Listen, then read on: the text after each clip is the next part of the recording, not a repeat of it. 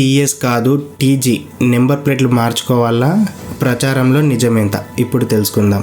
తెలంగాణ ప్రభుత్వం కొత్త మార్పులు చేసింది. తెలంగాణ స్టేట్ కాదు తెలంగాణ గవర్నమెంట్గా మారుస్తూ సీఎం రేవంత్ రెడ్డి అధ్యక్షతన కేబినెట్ భేటీలో డిసైడ్ అయ్యారు. ఇప్పటి వరకు టీఎస్ ఇక నుంచి టీజీ అవుతుందని స్పష్టం చేసింది.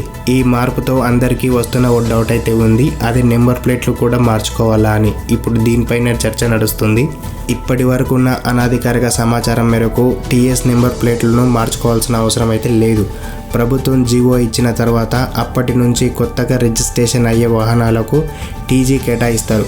టీఎస్ పోయి టీజీ వచ్చిన తర్వాత రిజిస్ట్రేషన్ అయిన వాహనాల నెంబర్లను మార్చుకోవాల్సిన అవసరం అయితే లేదు. ఇవి యథావిధిగా పాతవి ఎలా ఉన్నాయో అలాగే కొనసాగుతాయి.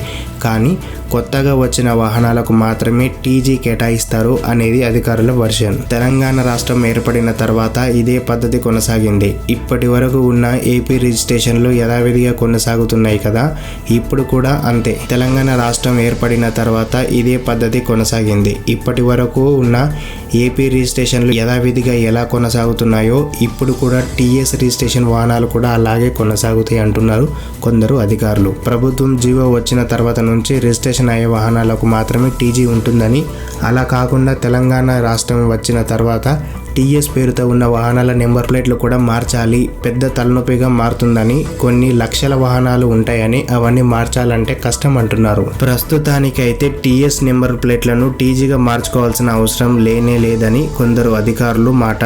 బయట ప్రచారం జరుగుతున్నట్లు టీఎస్ నెంబర్ ప్లేటును టీజీగా మార్చుకోవాల్సిన అవసరం లేదు. మార్చుకోవాల్సిన అవసరం ఏదైనా ఉంది అంటే అప్పుడు అధికారికంగా ప్రకటిస్తారని, అప్పటి వరకు వాహనదారులు ఎవరు తమ నెంబర్ ప్లేట్ను టీజీగా మార్చుకోవద్దని సూచిస్తున్నారు అధికారులు. దీనిపై మేధావులైన మీలాంటి వారు కింద కామెంట్ రూపంలో తెలపగలరు. అండ్ అలాగే ఈ వీడియోనైతే సబ్స్క్రైబ్ చేయగలరని మనవి. జై హింద్.